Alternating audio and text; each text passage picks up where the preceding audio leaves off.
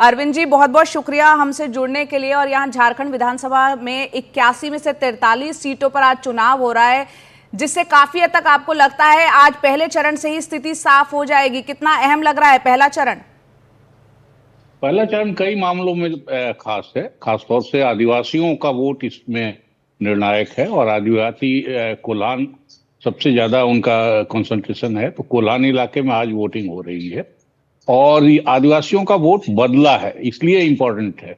पिछले चुनाव तक आदिवासियों का वोट आराम से बीजेपी को मिलता था। बीजेपी उसमें टूट करा लेने में या अपना हिस्सा बटा लेने में सक्षम थी। आदिवासियों के बीच आपस में भी संथाल, उरांव, मुंडा हो, इन सब का डिवीजन था। लेकिन पिछली बार रघुवर दास को चीफ मिनिस्टर बना के बीजेपी ने एक नई पहल शुरू की, गैर आदिवासी चीफ मिनिस्टर का, और उसके बाद की कई नीतियां, खासतौर से ये सरकार जब से चल रही है तो बीजेपी ने इसके कामकाज या इसके भ्रष्टाचार वगैरह के मसले को उठाने की जगह लगातार सरकार गिराने की जो कोशिश की, उसकी अंतिम परिणति हेमंत को जेल में डालने की थी। तो इससे आदिवासियों में एक नाराजगी बहुत साफ दिखाई दे रही है। लोकसभा चुनाव में वो नाराजगी दिखी है। बीजेपी को भी ये नाराजगी का पता है, इसीलिए उसने बाबूलाल मरांडी की पार्टी को मर्ज किया, उनको अध्यक्ष बनाया। फिर उसके बाद चंपई सोरेन को लेके आए हैं। अर्जुन मुंडा की पत्नी भी लगी हुई हैं। चंपई सोरेन को 2 टिकट दिए गए हैं। तो ये सारी ताकत बीजेपी, प्रधानमंत्री जैसा आपने अभी मनीष बता रहे थे कि प्रधानमंत्री भी चाईबासा गए, जमशेदपुर नहीं आए, गृह मंत्री लगे हुए हैं। तो इन सारे लोगों ने जितनी मेहनत की है उसके बाद इनको उम्मीद है कि आदिवासियों का एक हिस्सा उनको मिलेगा।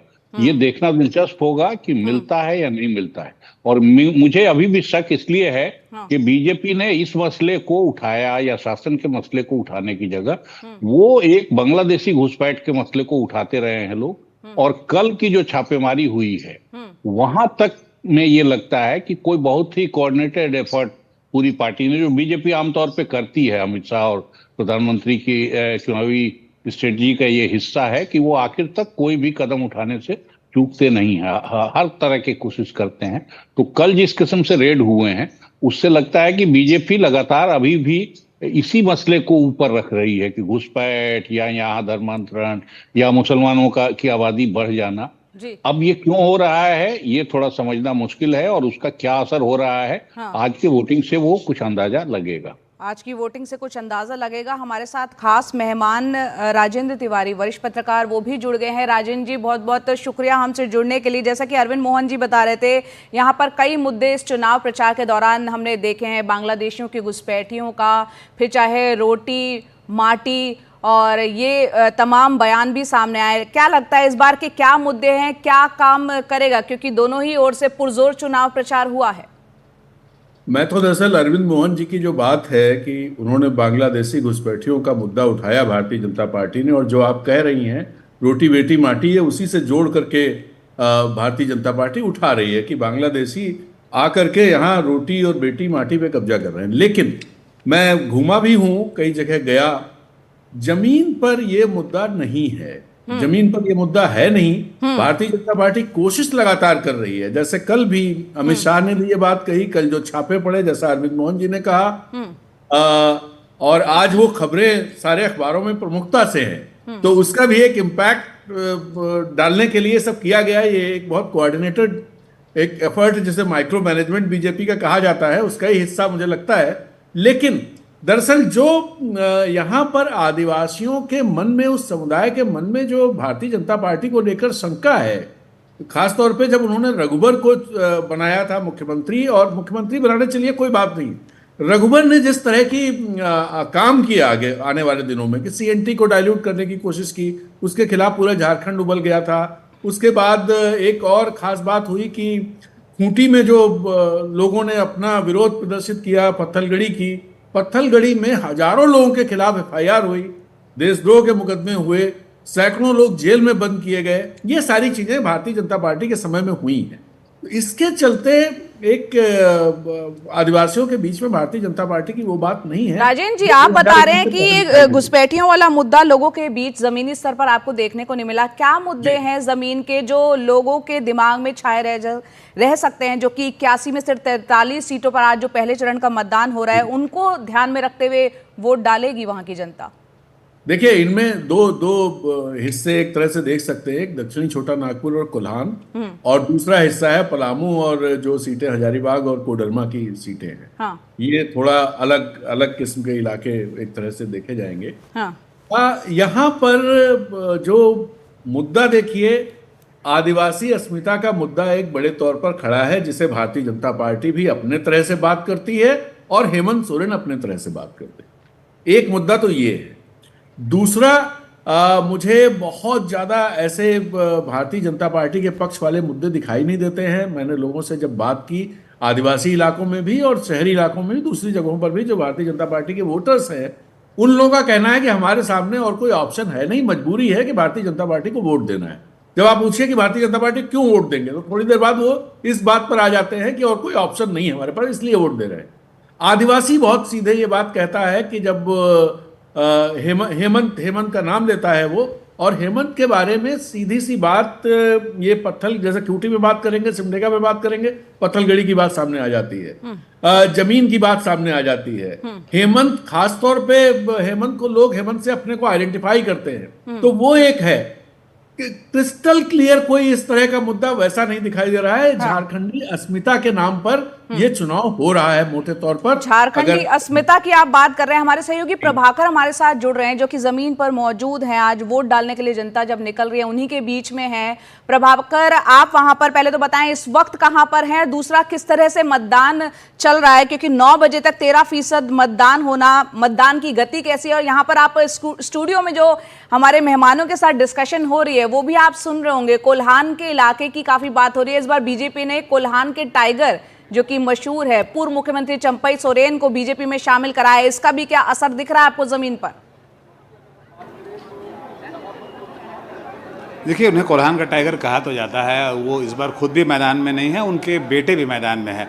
तो कोल्हान के टाइगर क्या कर पाते हैं कहना मुश्किल है। अगर जब हम वहाँ के लोगों से बात करते हैं तो थोड़ी एंटी इनकम्बेंसी की भी बात होती है। पहले मैं आपको यहाँ की तस्वीर दिखाऊँ। मैं अभी रांची में मौजूद हूँ और यहाँ की तस्वीरें जो हैं वो मोटे तौर पे सुखद तस्वीर आप इसे बोल सकते हैं। सुबह 7 बजे से हम यहाँ देख रहे हैं, लंबी कतारें लगी हुई हैं, लाइन, महिलाओं की भी लाइन है, पुरुषों की भी लाइन है। तो अर्बन एरिया में जो एक कंसर्न है, वोटर का कंसर्न है कि वोटर बाहर नहीं निकलते हैं, वो उदासीन वोटर यहाँ नहीं दिख रहे हैं। यहाँ पे लोग कतार में खड़े हैं। तो ये एक अच्छी तस्वीर है, ये एक सुखद तस्वीर मैं मानता हूँ लोकतंत्र की। जहाँ तक आज के फेज़ की बात है, 43 सीटों पे चुनाव हो रहा है। जो पूरा कोल्हान का इलाका है वहाँ चुनाव हो रहा है। रांची के जो अर्बन एरिया हैं वहाँ चुनाव हो रहे हैं। और कोल्हान में, जमशेदपुर में जैसा बोला जाता है कि 2 सीटें जो हैं पूर्वी और पश्चिमी, तो इन 2 सीटों पर जो जीतता है वही रांची की सत्ता पर बैठता है। वहाँ से सरयू राय मैदान में है, वहाँ से रघुवर दास हैं, उनकी बहू मैदान में है, बन्ना गुप्ता है मैदान में। तो मामला बहुत ही दिलचस्प है। और जो पिछले कुछ दिनों से लगातार बीजेपी जो बेचने की कोशिश कर रही है, जो बात कर रही है, बांग्लादेशी घुसपैठियों की बात कर रही है, और उसके थ्रू जो आदिवासियों को मैसेज देने की बात कर रही है, क्योंकि बांग्लादेशी घुसपैठियों को जेएमएम जो है यहाँ स्थापित करने में, यहाँ सेटल करने में मदद कर रही है, और जिसके चलते उनके रिसोर्सेज को वो लोग यूज़ कर रहे हैं, उनके रिसोर्सेज में डेंट लगा रहे हैं। तो क्या वो नैरेटिव लोगों के बीच जा पाया है? क्या वोटर्स उसे मान रहे हैं और उसके हिसाब से अपना वोट तय कर रहे हैं? ये आज ही के दिन तय होगा।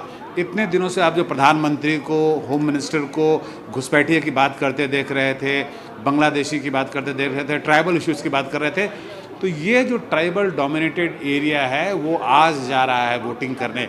तो ये जो ट्राइबल वोट की ये बात लगातार कर रहे थे, अलग अलग तरह के नैरेटिव्स बिल्डअप कर रहे थे, उसका क्या होगा असर, ये आपको आज देखने को मिलेगा। आज वोटर्स बता देंगे कि क्या उस नैरेटिव को उन्होंने उसे माना कि नहीं माना।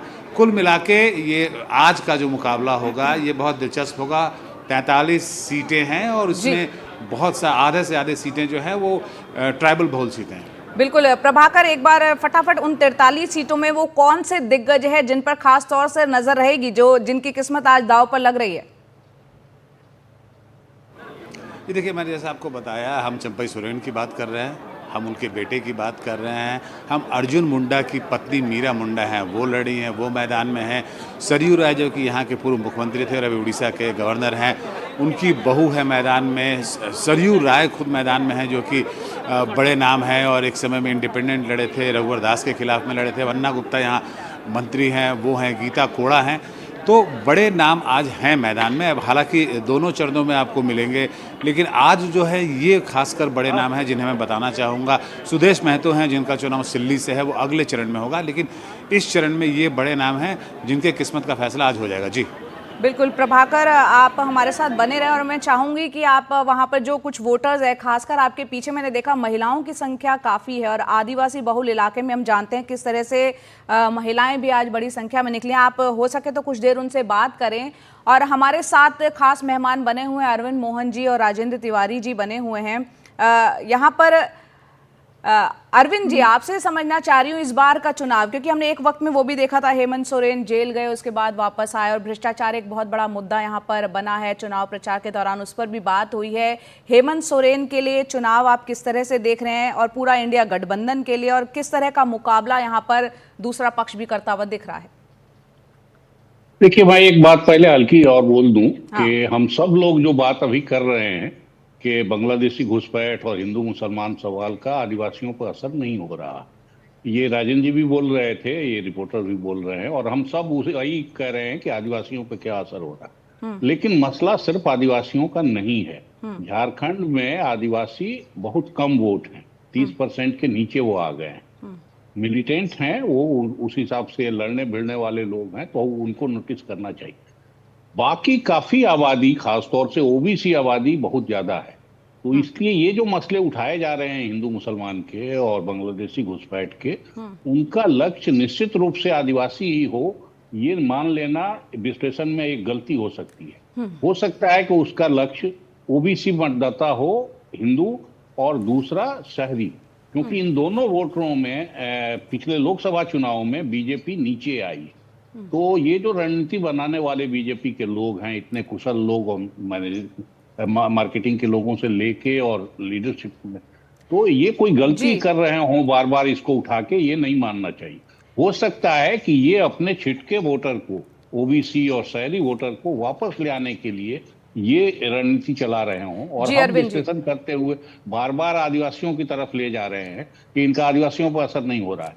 आदिवासी वो मान सकते हैं कि आदिवासियों से हमको बहुत ज्यादा उम्मीद नहीं है, लेकिन हम ये जो शहरी वोटर हैं, रांची में बड़ी हालत खराब थी पिछली दफे, बड़ी मुश्किल से रांची जीत पाई बीजेपी, तो इसलिए शहरी वोटर और ओबीसी वोटर को वापस कंसोलिडेट अपने पक्ष में करने के लिए भी हिंदू मुसलमान सवाल उठाया जा रहा है। चलिए देखते हैं लोगों को क्या चीज अपील करती है, किन बातों को वो ध्यान में रखकर आज वोट करेगी। आप दोनों का बहुत बहुत शुक्रिया, राजेंद्र जी आपका भी और अरविंद जी आपका भी, हमसे चर्चा करने के लिए।